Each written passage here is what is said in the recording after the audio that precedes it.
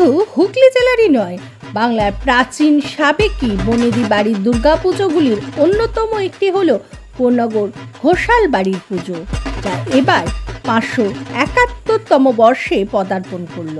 পুরনো জাঁকজমক জৌলুস এখন আর না থাকলেও পুজো হয়ে চলেছে পুরনো রীতি নীতি আচার অনুষ্ঠান মেনে। প্রতি বছর উল্টো রথের দিন কোন্নগর ঘোষাল বাড়িতে কাঠামো পুজোর মধ্যে দিয়ে শুরু হয় প্রতিমা তৈরির কাজ। পরিবারের অন্যতম সদস্য তথা উত্তরপাড়ার প্রাক্তন বিধায়ক প্রবীর ঘোষাল বলেন, জমিদার আশুতোষ ঘোষাল স্বপ্নাদেশ পেয়ে মহিষাসুর মর্দিনীর আরাধনা শুরু করেন 1454 সালে।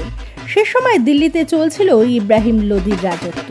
ঘোষালদের জমিদারির অন্তর্গত হাওড়া হুগলির চাষিদের দেওয়া ধান চাল চাষের সবজি দিয়েই মায়ের পুজোর আয়োজন করা হতো।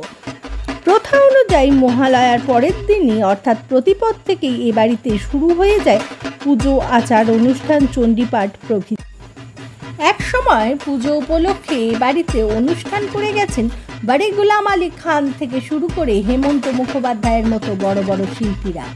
এখন আর সেরকম বড় কোনো শিল্পী না এলেও পরিবারের সদস্যরা পুজোর কদিন সাংস্কৃতিক অনুষ্ঠান পরিবেশন করেন। এবছর নবমীর সন্ধ্যায় এ বাড়ির ঠাকুর দালানে অনুষ্ঠিত হতে চলেছে বাঙালির অস্মিতা বাংলা ভাষা নিয়ে এক সুন্দর নাটক, যেখানে নেতাজির ভূমিকায় দেখতে পাওয়া যাবে উত্তরপাড়ার প্রাক্তন বিধায়ক প্রবীর ঘোষালকে। এদিন ঠাকুর দালানে চলছিল নাটক ও সাংস্কৃতিক অনুষ্ঠানের ফাইনাল রিহার্সাল। রবীন্দ্রনাথ ঠাকুর, প্রীতিলতা ওয়াদ্দেদার প্রমুখকে দেখা যাবে এই নাটকে। তার সাথে সাথে দেখা যাবে আজকের প্রজন্মকে, যারা ইংরাজি ছাড়া কথা বলতে পারে না। এছাড়াও বাংলার বাইরে যেভাবে বাংলা ও বাঙালি হেনস্থার শিকার হচ্ছেন তাও তুলে ধরা হচ্ছে এই নাটকের মাধ্যমে। আজকে এই অবস্থা কেন হল? তোমরা কি এই ভাষাকে, এই সংস্কৃতিকে অবহেলা করছো?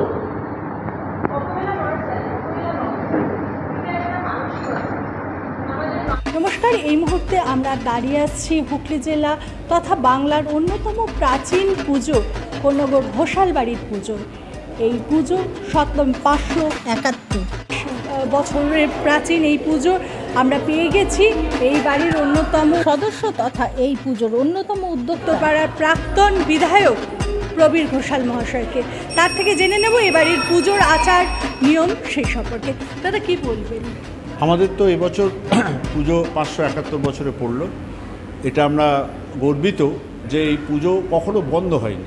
মানে সেই দিল্লির তখন সম্রাট লোদি আর রাজত্ব, সেই সময় থেকে ঘোষালদের এই পুজো শুরুয়াত হয় এবং তখন আশুতোষ ঘোষাল ছিলেন জমিদার, তিনি শুরু করেন। তার 100 বছর পরে সম্রাট আকবর আমাদের সনদ দেন, জমিদারিত্ব স্বীকৃত হয় এবং তারপর থেকে পুজো চলে আসছে।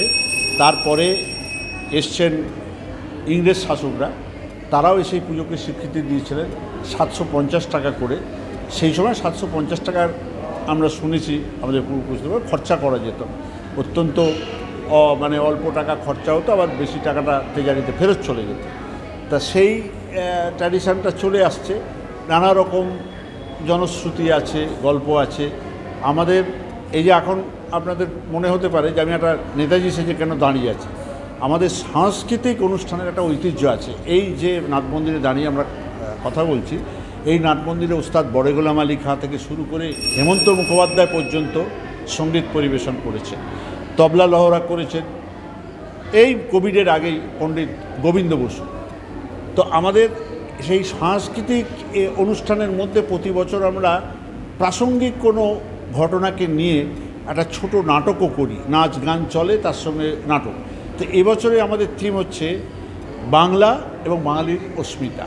গতবারে যেরকম আমরা করেছিলাম আরজিকর কাণ্ড, মানে অভয়াকে নিয়ে, তা এবারেও সেরকম আছে, আরও নাচ গান এই সমস্ত আছে। কয়েকদিন ধরে আমরা এটা নিয়ে মানে মাতোয়ারা হয়ে থাকি। আগে তো এই পুজোগুলো তো মানে বারোয়ারি তো সেই অর্থে ছিল না, তখন ছিল এই জমিদার বাড়ির পুজোগুলোকেই তখন বারোয়ারি হিসেবে ট্রিট করা হতো।